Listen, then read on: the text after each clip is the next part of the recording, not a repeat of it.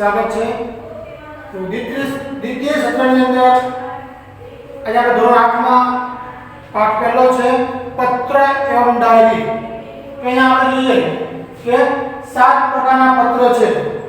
કયો પત્ર ક્યાં લખવો એની વાત કરે છે।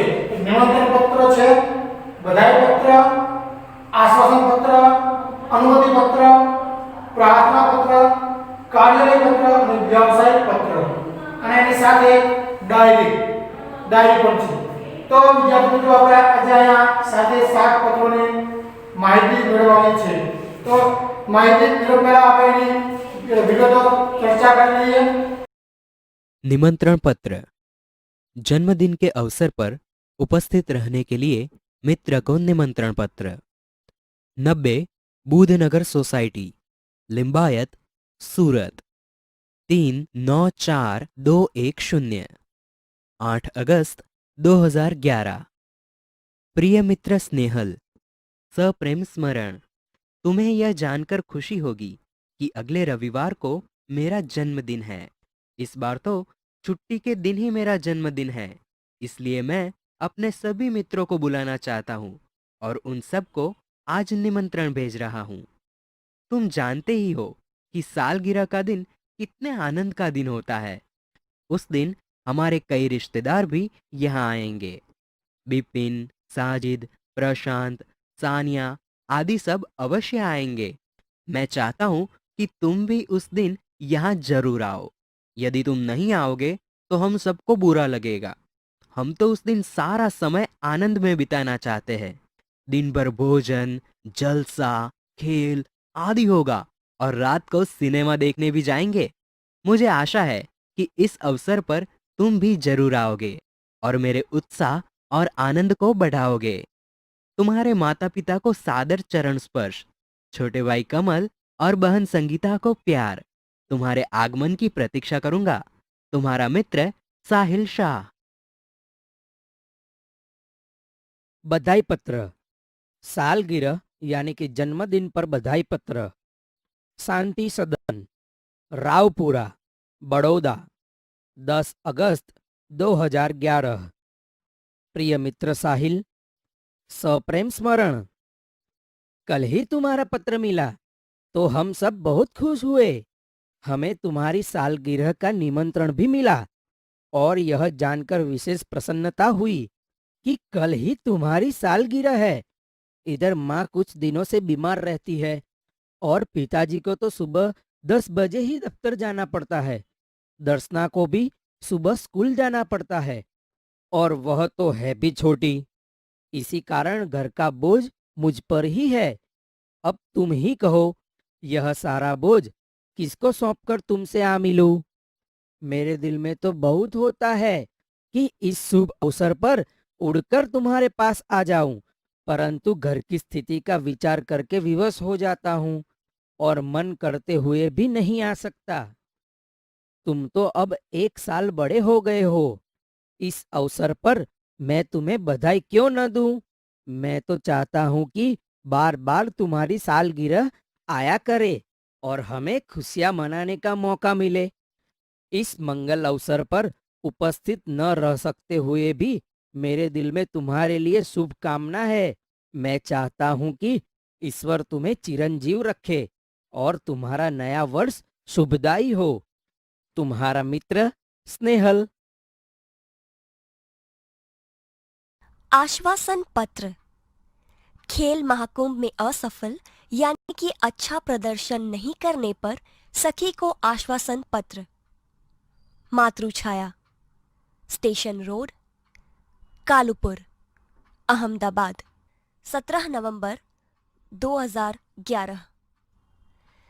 प्रिय सखी जागृति, सप्रेम स्मृति। आज तुम्हारे पिताजी से फोन द्वारा पता चला कि तुम खेल महाकुंभ में चक्र फेंक प्रतियोगिता में असफल रही हो। इस समाचार से मुझे बहुत दुख हुआ कि तुम्हारा इस प्रतियोगिता में प्रदर्शन अच्छा नहीं रहा।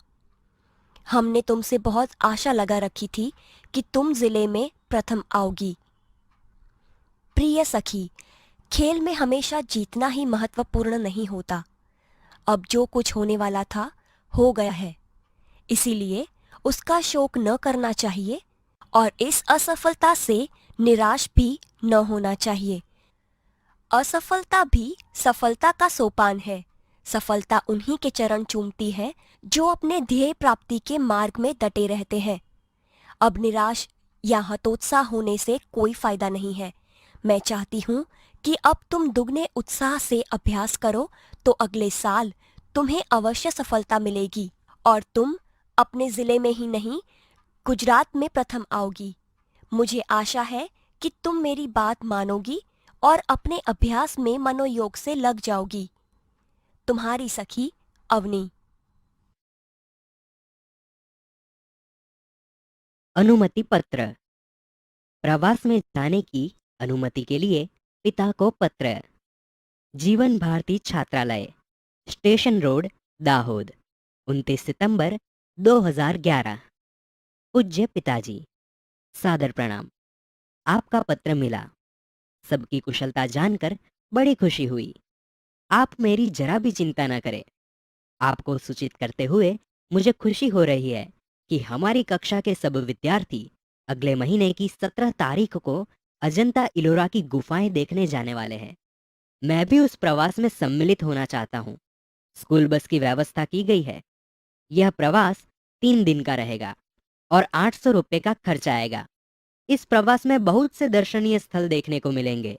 मेरे सभी साथी मनीष, साहिल, श्रेया, जाकिर, वहीदा, गुरमीत और डेविड भी इस प्रवास में जाने वाले हैं।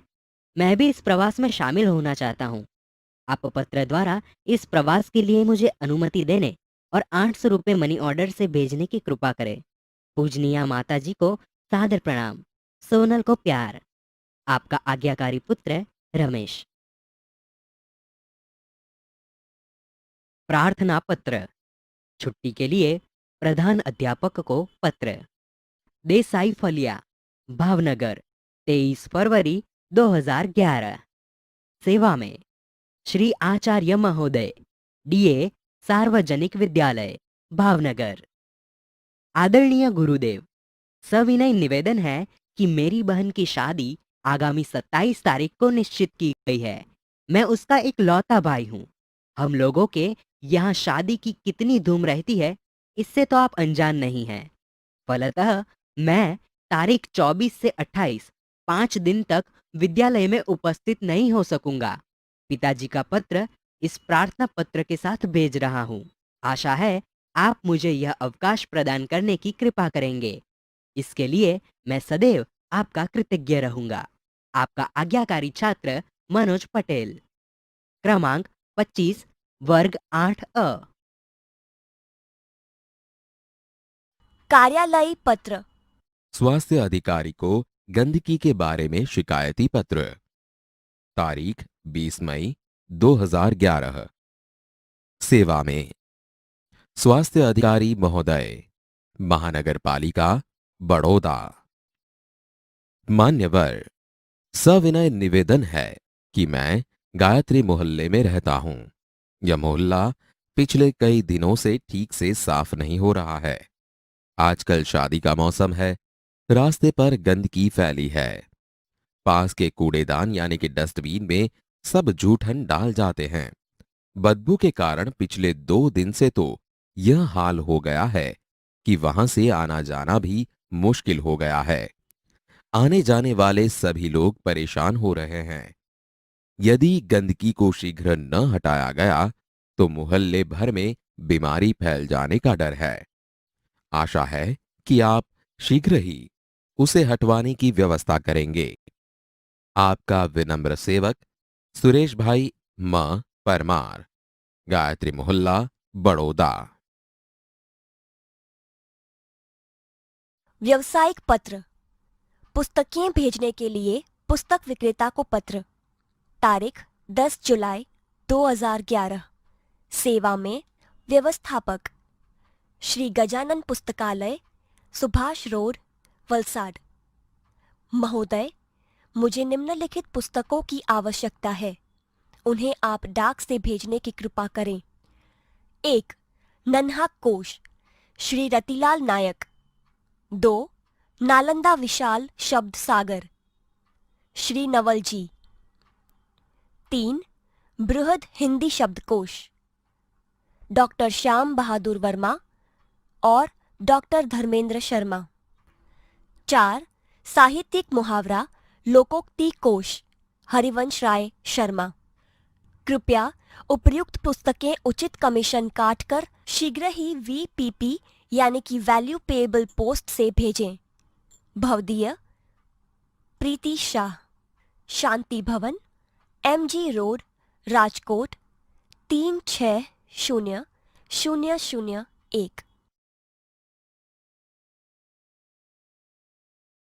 डायरी शब्द अंग्रेजी भाषा का है। डायरी के लिए हिंदी में दैनंदिनी, दैनिकी आदि शब्दों का प्रयोग किया जाता है। डायरी में निजी जीवन में प्रतिदिन घटित घटनाओं का लेखा जोखा रखा जाता है।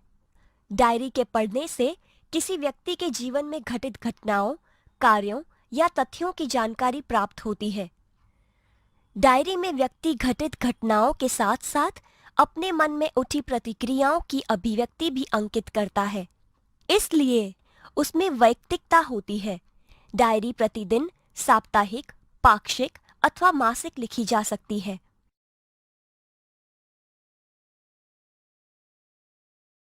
डायरी लेखन की विशेषताएं। डायरी लेखन में निम्नलिखित गुण होने आवश्यक हैं। क. डायरी लेखन में क्रमबद्धता हो। ख. इसमें लिखा गया विवरण संक्षिप्त, सारगर्भित तथा वास्तविक हो। ग. डायरी लेखन में स्थान, तिथि, घटना या तथ्य का स्पष्ट रूप से उल्लेख होना आवश्यक है। घ. डायरी लेखन करते समय आलोचना, टीका टिप्पणी, बनावटीपन, काल्पनिकता, चित्रात्मकता, अनावश्यक विस्तार से बचना चाहिए। डायरी लेखन के लाभ। क. इससे जीवन में घटी घटनाओं की जानकारी प्राप्त होती है। ख. डायरी में तथ्यों का उल्लेख रहता है, इसी कारण व्यक्ति दिन भर जो अच्छे बुरे काम करता है उसका उल्लेख भी रहता है। इससे शनेह शनेह बुराइयों से बचा जा सकता है। ग. डायरी ही ऐसा दस्तावेज है जिसे पढ़कर किसी व्यक्ति के जीवन के पिछले अनुभवों तथा घटनाओं की जानकारी उसी व्यक्ति के शब्दों में प्राप्त की जा सकती है।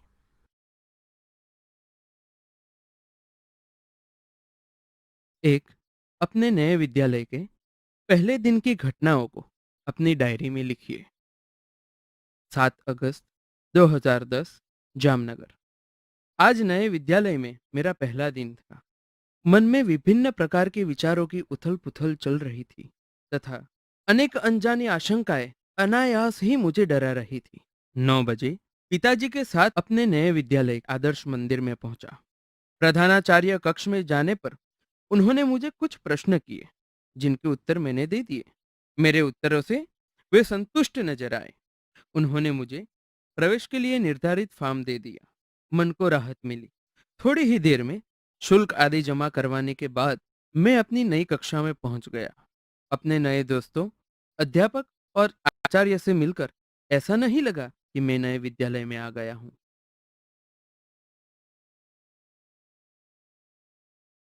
2. वार्षिक परीक्षा के एक दिन पूर्व के अनुभव को अपनी डायरी में लिखिए।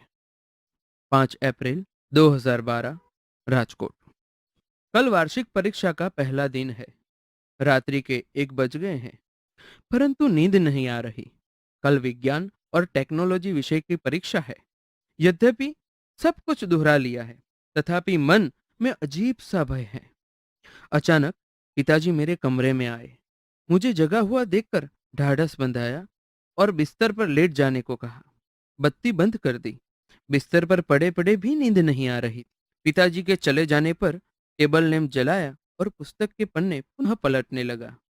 थोड़ी ही देर में थककर बिस्तर पर पुनः लेट गया और न जाने नींद कब आ गई। मित्रों, पत्र लिखते समय पत्र के प्रकार के अनुरूप संबंधन, अभिवादन और पत्र के अंत में किस प्रकार से लिखना चाहिए इसकी जानकारी एवं समझ भी आवश्यक है। तो चलिए वह भी समझें। पत्र का प्रकार। संबंध, अभिवादन संबंधी शब्द, पत्र की समाप्ति पर लिखी जाने वाली शब्दावली। व्यक्तिगत पत्र, पुत्र पिता को, पूज्य पूजनीय पिताजी। आपका आज्ञाकारी पुत्र। पिता पुत्र को, प्रिय आयुष्मान अथवा नाम। तुम्हारा शुभचिंतक, शुभेच्छु। पुत्र माता को, पूज्य पूजनीय माताजी। आपका आज्ञाकारी पुत्र। माता पुत्र को, प्रिय आयुष्मान यानी कि नाम। तुम्हारी माता, तुम्हारी शुभचिंतक। छोटा भाई बड़े भाई को, आदरणीय भाई। आपका स्नेहाकांक्षी, स्नेहभाजन। बड़ा भाई छोटे भाई को, प्रिय चिरंजीव यानी कि नाम। आयुष्मान यानी कि नाम। तुम्हारा शुभचिंतक, शुभेच्छु। बड़ा भाई छोटी बहन को, प्रिय यानी कि नाम। आयुष्मती यानी कि नाम। तुम्हारा शुभचिंतक, शुभेच्छु। मित्र मित्र को, प्रिय यानी कि नाम। अभिन्न हृदय, तुम्हारा मित्र, तुम्हारी सखी, तुम्हारा शुभचिंतक। शिष्य गुरु को, पूजनीय श्रद्धेय गुरुजी। आपका आज्ञाकारी शिष्य, आपका स्नेहभाजन। गुरु शिष्य को, चिरंजीव यानी कि नाम। तुम्हारा शुभाकांक्षी, शुभचिंतक। व्यावसायिक पत्र। पुस्तक विक्रेता को, महोदय भवदीय। बैंक मैनेजर को, महोदय भवदीय। व्यापारी या दुकानदार को, श्रीमान प्रबंधक भवदीय। कार्यालयी पत्र। किसी विभाग के अधिकारी को, मान्यवर मान्यवर महोदय। भवदीय। निवेदक, प्रार्थी, विनीत। समाचार पत्र के संपादक को, श्रीमान संपादक महोदय। भवदीय। निवेदक। प्रार्थना पत्र। प्रधानाचार्य को, श्रीमान प्रधानाचार्य महोदय। विनीत, प्रार्थी, कृपाकांक्षी। आपका आज्ञाकारी शिष्य, आपकी आज्ञाकारिणी शिष्या। किसी अधिकारी को, मान्यवर महोदय। निवेदक, प्रार्थी, विनीत, निवेदिका। बाल दोस्तों, आपने पत्र के प्रकार के बारे में जाना। पत्र लिखते समय कुछ बातें महत्वपूर्ण हैं जिनका हमें ख्याल रखना चाहिए। आइए ऐसे ही कुछ महत्वपूर्ण बातें जानें और समझें। इतना ध्यान रखिए, पत्र में बोलचाल की सरल भाषा का प्रयोग करना चाहिए। पत्र में आवश्यक बातें ही लिखनी चाहिए। पत्र अधिक लंबा नहीं होना चाहिए। मित्र या सखी के लिए तुम और बड़ों के लिए आप सर्वनाम का प्रयोग करना चाहिए। पत्र में सबसे ऊपर बाईं और अपना पूरा पता और दिनांक लिखनी चाहिए। उसके नीचे जिसे पत्र लिखना हो उसको शिष्ट भाषा में संबोधन करना चाहिए। इसके बाद अभिवादन करना चाहिए। इसके बाद पत्र के क्लेवर में मुख्य विषय को अभिव्यक्त करना चाहिए। पत्र समाप्त होने पर बाईं और पत्र लिखने वाले का संबंध और नाम लिखना चाहिए। दूर बसे अपने संबंधियों, मित्रों, परिवारजनों तथा कभी कभी विभिन्न अधिकारियों को पत्र लिखने की आवश्यकता रहती है।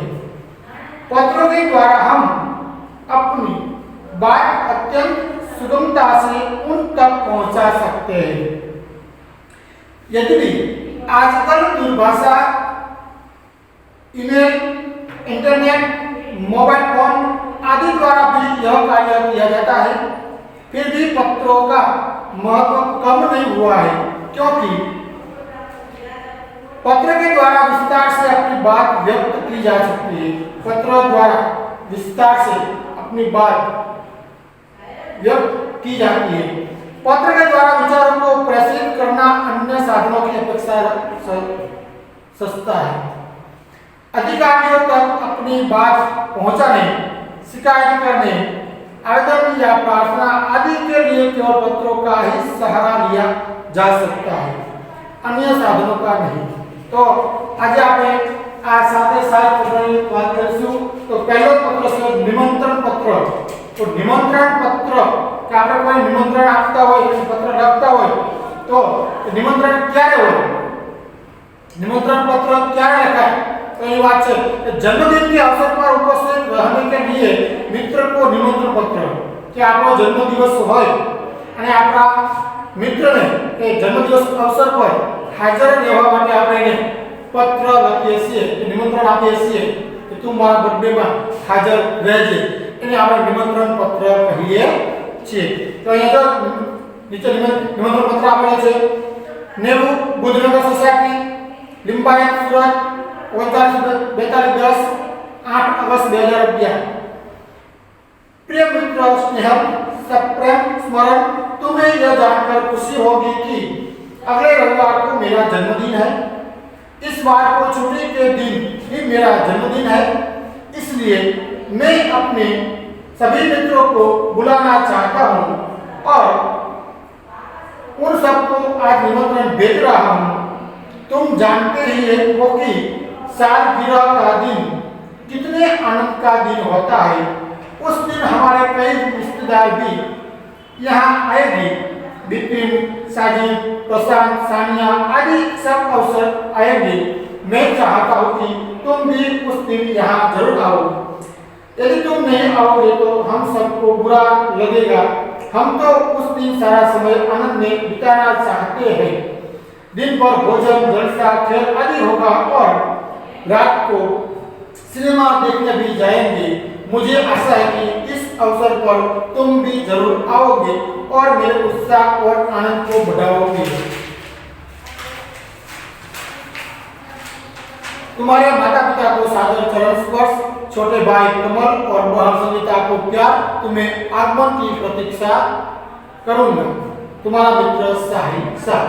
तो विद्यार्थी मित्रों, आ थयो निमंत्रण पत्र કે આપણે આપણા મિત્રને આપણા બર્થડેમાં આપણે આમંત્રણ આપ્યું છે કે તું મારા જન્મદિવસ પર તું મારા હાજરી આપજે, એટલા માટે એને આપણે નિમંત્રણ પત્ર કહીએ છીએ। કે આપણે બીજા ગમે તે કોઈ પ્રસંગ હોય, લગ્ન હોય તો આપણે જે પત્ર લખીએ છીએ એને નિમંત્રણ પત્ર કહેવામાં આવે છે। કોઈ બી આપણે કોઈ પ્રસંગ હોય અને આપણે બીજા મહેમાનોને બોલાવીએ એટલે આપણે નિમંત્રણ આપીએ છીએ। હવે આવે છે બધાઈ પત્ર। બધાઈ પત્ર કોને કહેવાય? બધાઈ પત્ર કે સાલગીરહ, જન્મદિન પર બધાઈ, सालगिरह क्या? तो साल पूरी जाए क्या? तो જોઈએ આપણે કે શાંતિ સદન રાવપુરા વડોદરા 10 अगस्त 2011। प्रिय मित्र साहिब, सप्रेम स्मरण, कल ही तुम्हारा पत्र मिला तो हम सब बहुत खुश हुए। तुम्हें तुम्हारी सालगिरह का निमंत्रण भी मिला और यह जानकर विशेष प्रसन्नता हुई कि कल ही तुम्हारी सालगिरह है। इधर माँ कुछ दिनों से बीमार रहती है और पिताजी को तो बहुत सुबह 10 बजे ही दफ्तर जाना पड़ता है। दर्शना को भी सुबह स्कूल जाना पड़ता है और वह तो है भी छोटी, इसी कारण घर का बोझ मुझ पर है। अब तुम ही कहो यह सारा बोझ किसको सौंप कर तुमसे आ मिलूं। मेरे दिल में तो बहुत होता है कि इस शुभ अवसर पर उठकर तुम्हारे पास आ जाओ। प्रस्तुत घर की स्थिति का विचार करके विवश हो जाता हूँ और मन करते हुए भी नहीं आ सकता। तुम तो अब 1 साल बड़े हो गए हो, इस अवसर पर मैं तुम्हें बधाई क्यों न दूं।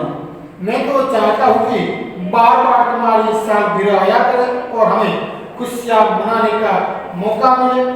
इस मंगल अवसर पर उपस्थित न रह सकते हुए भी मेरे दिल की तुम्हारे लिए शुभकामना है। मैं चाहता हूँ कि ईश्वर तुम्हें चिरंजीव रखे और तुम्हारा नया वर्ष शुभदायी हो। तुम्हारा प्रश्न है कि આપણે જે નિમંત્રણ આપ્યું આપણા મિત્રએ એના જન્મદિવસનું નિમંત્રણ આપણે આપ્યું છે અને આપણે એ જન્મદિવસની પાર્ટીમાં આપણે જઈ શકતા નથી। એટલે આપણે એ મિત્રોને આપણે પત્ર લખી અને બધાય પત્ર કહેવામાં આવે છે કે કોઈ પણ જગ્યાએ આપણને કોઈ નિમંત્રણ આવ્યું હોય, પત્ર આવ્યો હોય અને આપણે એમના પ્રસંગમાં આપણે જઈ ન શકતા હોય અને આપણે પત્ર લખીને એમને મોકલીએ છીએ, એને આપણે બધાય પત્ર તરીકે ઓળખીએ છીએ, બધાય પત્ર કહીએ છીએ. ખાસ યાદ મિત્રો, હવે નંબર 3 ઉપર આવશે आश्वासन पत्र. खेल महाकुंभ में असफल अच्छा प्रदर्शन नहीं करने पर सभी को आश्वासन पत्र કે ખેલ મહાકુંભમાં એક મિત્રએ ભાગ લીધો હોય અને સારું પ્રદર્શન ન થયું હોય અને હિંમત હારી ગઈ હોય અને બીજી વાર એક ખેલ કુંભમાં જવા ઈચ્છતો જ ન હોય એટલે આપણે આશ્વાસન દેવા જવાનું છે કે બીજી વાર એ આપણા આશ્વાસનથી એનામાં હિંમત આવે છે અને હિંમતથી પાછો બીજી વાર એ ખેલ મહાકુંભને જોડાય તો આશ્વાસન આપી એને આશ્વાસન પત્ર કહેવામાં આવે છે. જોઈએ આપણે Matruchhaya station road Kalupur Ahmedabad 17 November 2011. પ્રિય સખી જાગૃતિ. જો મિત્રો વિદ્યાર્થી હોય, વિદ્યાર્થી છોકરી હોય તો પ્રિય સખી લખવાનું, છોકરો હોય તો પ્રિય મિત્ર લખવાનું. ખાસ યાદ રાખજો.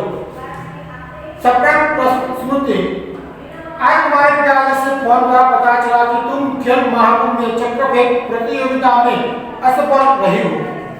इस समाचार से मुझे बहुत दुख हुआ कि तुम्हारा इस प्रतियोगिता में प्रदर्शन अच्छा नहीं रहा.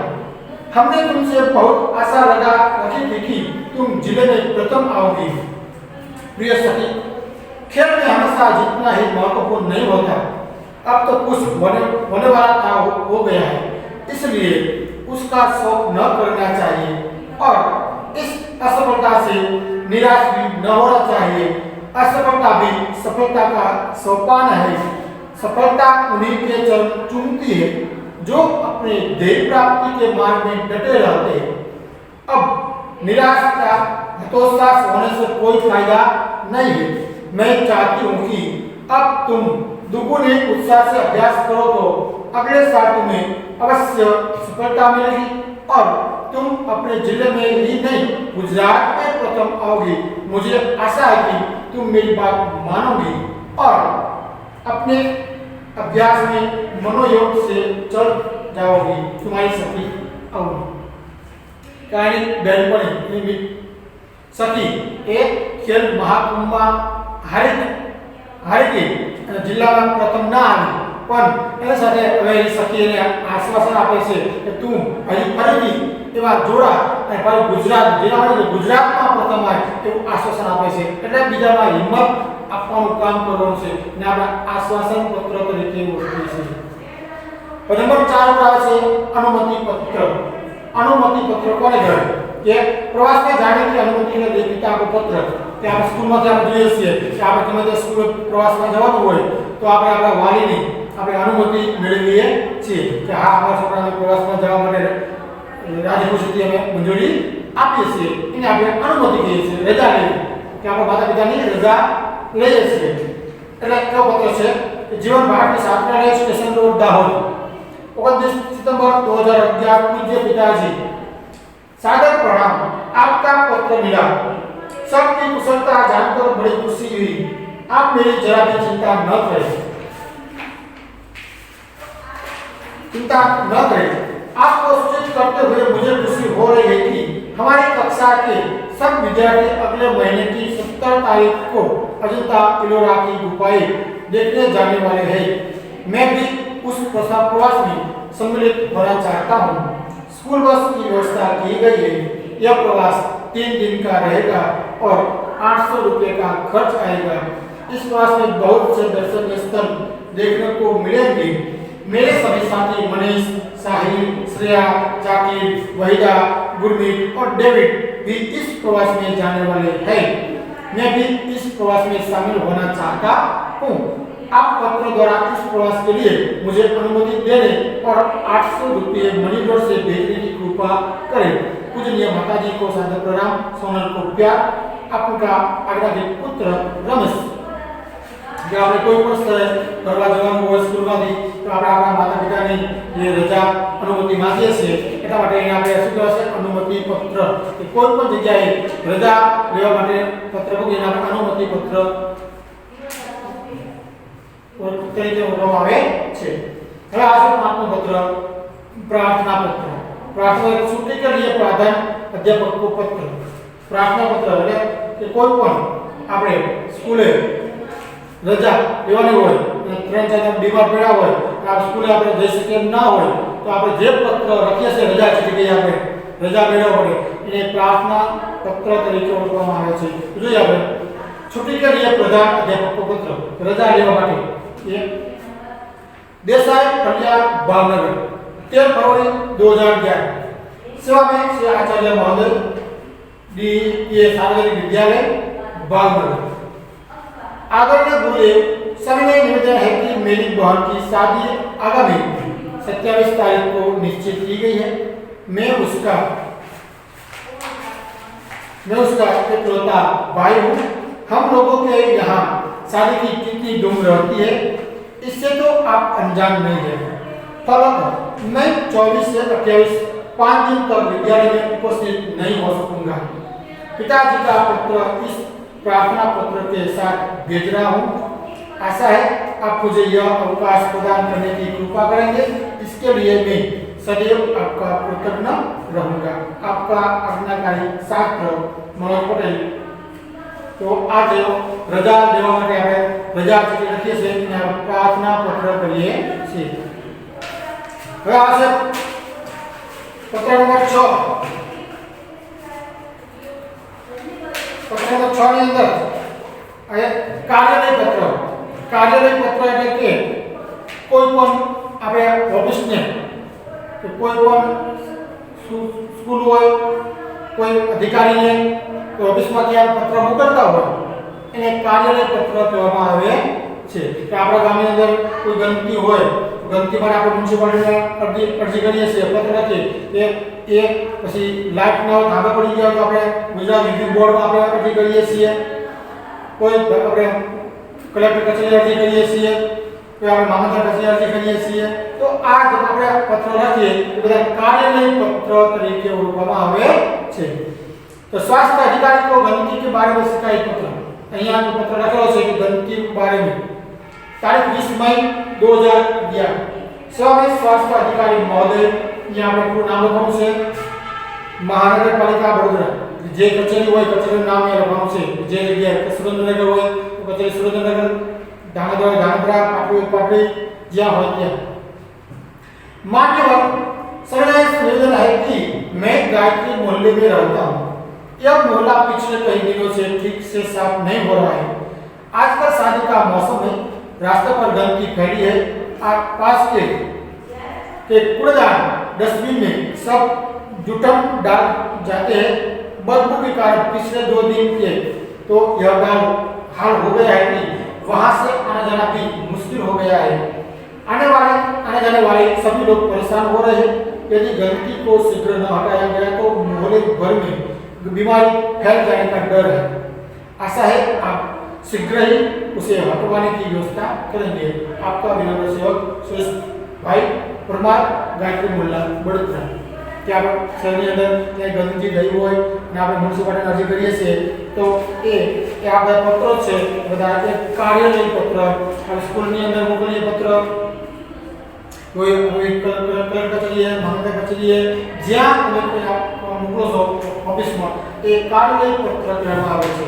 હવે છેલ્લો પ્રશ્ન છે પત્ર છે વ્યાવસાયિક પત્ર. વ્યાવસાયિક પત્ર એટલે કે પુસ્તકે ભેટને અને પુસ્તક વિક્રેતા આપો પત્ર. પુસ્તક આપણે લેવા હોય આપણે કયા લેવાના છે તો વ્યાવસાયિક પત્ર એના પત્ર કહેવામાં આવે છે. तो तारीख 10 जुलाई 2011 सेवा में व्यवस्थापक श्री गजानन पुस्तकालय सुभाष रोड वलसाड આપણે પુસ્તકો લેવાના છે. એ કયા પુસ્તકો લેવાના છે બધા પત્રની અંદર લખી અને આપણે એ પુસ્તક વિક્રેતાને પત્ર લખવાનો છે. એ પુસ્તક વેચતો હોય અને આપણે પુસ્તકો લાવવાના છે એટલે પુસ્તકનું નામ લખીને આપણે પત્રને મોકલવાનો છે. तो यहाँ पर मुझे निम्नलिखित पुस्तकों की आवश्यकता है. उन्हें आप डाक से भेजने की कृपा करें। मैं नीचे बता ये 4 ये पुस्तकों છે પુસ્તકો મારી જોઈ છે નામ કે જે પુસ્તકો આપણે લેવા હોય એ પુસ્તકના નામ લખીને આપણે પુસ્તક વેચનારને આપણે પત્ર લખી શકીએ છીએ। નન્ના કોશ રતલાલ નાયક, નાલંદા વિશાલ शब्दसागर श्री नवलजी, बृहद हिंदी शब्दकोश डॉक्टर श्याम बहादुर वर्मा, डॉक्टर धर्मेंद्र शर्मा। नंबर 4 साहित्य मोहरा रूपक कोश हरिवंश राय शर्मा। कृपया उपरी पुस्तकें उचित कमीशन काटकर शीघ्र ही वीपीपी से भेजें। भव्य प्रीति शाह, शांति भवन, एमजी रोड, राजकोट। तो मित्रों आ बधा पत्र थया। हजी एक बार फरीથી આપણે પત્ર માહિતી છે કે કોઈને આપણે આમંત્રણ આપીએ છીએ, આપણે ઘરે કોઈ પ્રસંગ હોય એને આપણે નિમંત્રણ પત્ર કહીએ છીએ અને એ પ્રસંગમાં આપણે હાજર ન રહી શકતા હોય અને આપણે જવાયું ના હોય અને આપણે પત્ર લખીને એને મોકલીએ છીએ એને બધાય પત્ર કહેવામાં આવે છે। અને કોઈને અહીંયા કોઈ મૃત્યુ થઈ ગયું હોય કે કોઈ રમતમાં કોઈ હારેલો હોય અને એ રીતે આપણે ત્યાં જઈએ છીએ એને આપણે આશ્વાસન આપવા માટે જઈએ છીએ, એને હિંમત દેવા માટે જઈએ છીએ એટલે આપણે એને આશ્વાસન પત્ર કહીએ છીએ। નંબર 4 અનુમતિ પત્ર।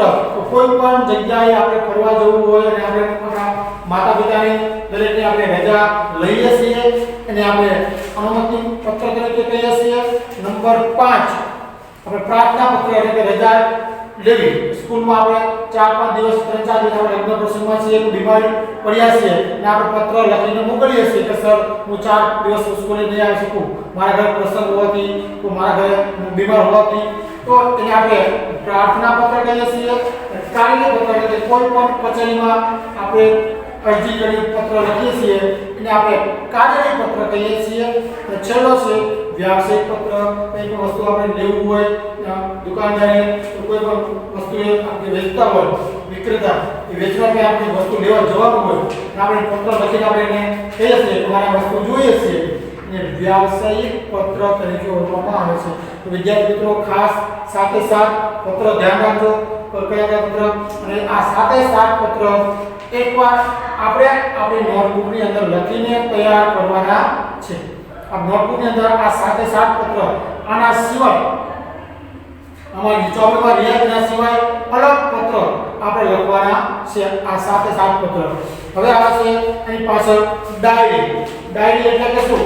ડાયરી લેખન કે ડાયરી લેખન કે ડાયરીમાં આપણે કોઈ પણ પ્રસંગ આપણે પ્રવાસ ગયા હોય અને આપણે સાથે ડાયરી રાખીએ છીએ કે ડાયરીની અંદર આપણે એક નાના મુદ્દા જે સ્તર આપણે જોઈએ છીએ અને એ સ્તર આપણે લખીએ છીએ કે આજે તારીખની ગુફા જોઈ કે ત્યાં આવું હતું તેવું હતું કે આપણે આ ગયા મંદિર ગયા આ મંદિર જોયું આ મંદિર આ ભગવાનનું હતું આ મંદિર આટલા વર્ષો જૂનું છે અહીંયા રાજા રાજ કરતા હતા કે જે આપણે જોઈએ તે આપણે ટૂંકી આ ડાયરીની અંદર નોંધ કરીએ છીએ અને ડાયરી લેખન કરવામાં આવે છે।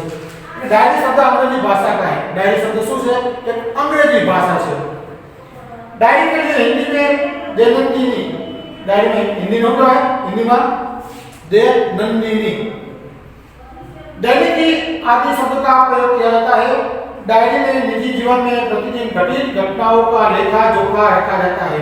डायरी में आप आज जो आप જોઈએ પ્રવાસમાં એ બધું જ આપણે ડાયરી અંદર લખીએ છીએ। કાલે તારીખ પર લખીએ છીએ કે આ તારીખે મેં આટલું આ જોયું, આ તારીખે આ જોયું એમ।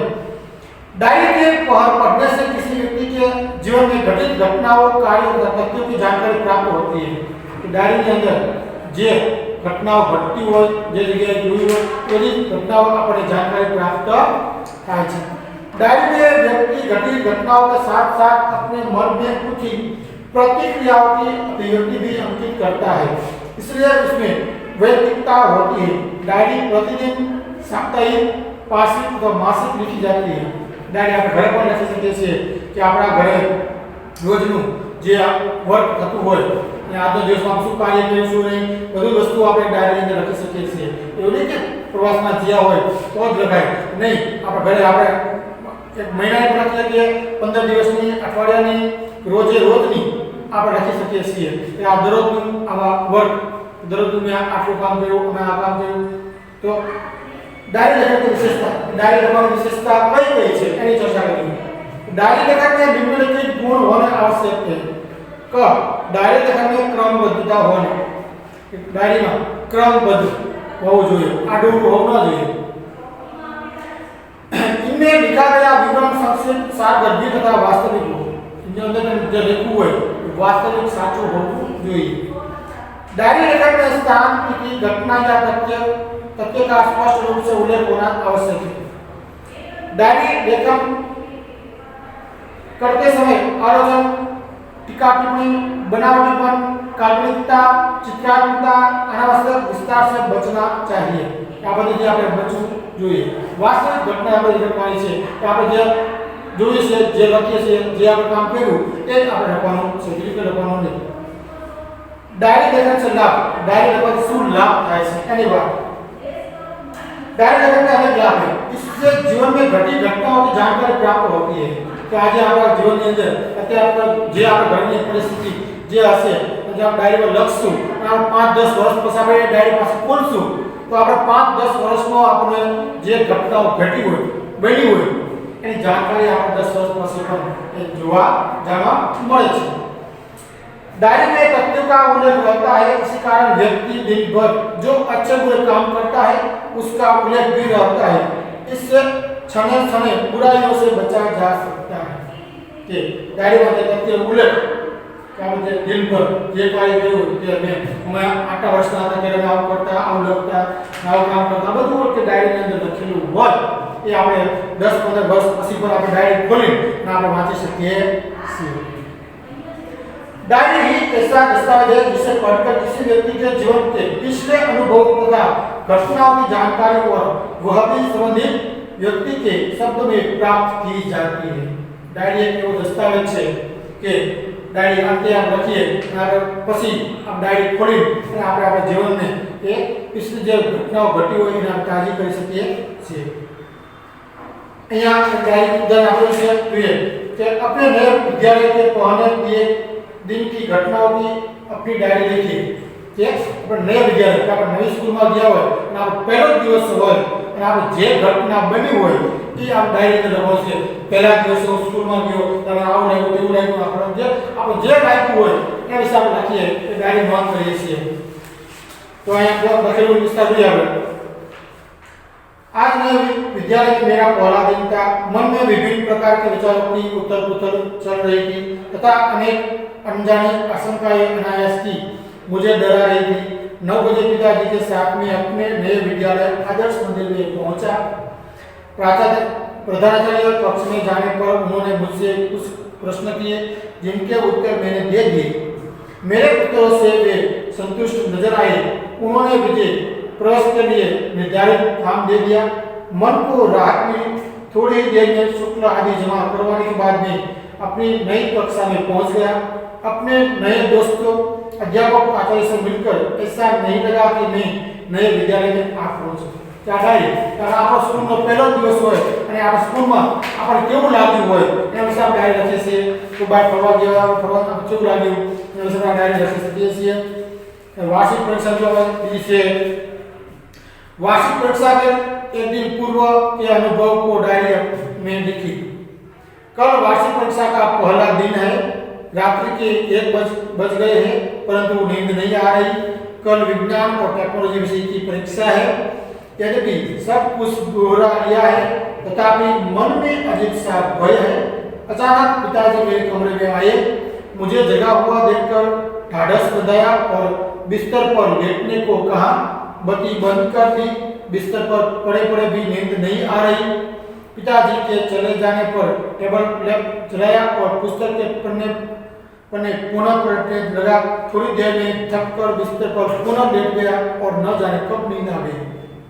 बोर्डनी परीक्षा होय ने આપણે કાલે ચાલુ થવાની હોય અને આજ આપણને આખું ચિંતા હોય કાલે પેપર ગણિતનું છે, વિજ્ઞાનનું છે, અહીંયા પાકું છે, આ પાકું ઉપર છે, આ નહીં આવે તો અનેક પ્રકારની ચિંતાઓ હોય છે એ પણ આપણે ડાયરીની અંદર લખી શકીએ છીએ। અને જેથી કરીને આપણે ગમે ત્યારે 5, 10, 15 વર્ષ પછી એ ડાયરી ખોલીને આપણે એનું પર જાણકારી તાજી કરી શકીએ છીએ। તો વિદ્યાર્થી મિત્રો અહીંયા આ પહેલો પાઠ અહીંયા આપણે પૂરો કરીએ છીએ। તો મેં તમને ગૃહકાર્યમાં આપ્યું એ 7 પત્રો લખવાના છે અને 2 ડાયરી કે તમારા જીવનની અંદર જે પણ ઘટનાઓ ઘટી હોય બની હોય એ ડાયરીની અંદર એક નોટની અંદર નોંધ કરવાની છે. 2 ડાયરી અને 7 નિબંધ 7 પત્ર લખવાના છે હોમવર્ક. ને આપણે આગળ હવે નવા સત્રની અંદર હવે દ્વિતીય સત્રમાં આપણે જે મારી નોટબુક આવશે એની અંદર આ સ્વાધ્યાયના પ્રશ્નો પણ આપણે લખીને તૈયાર કરવાના છે. આભાર.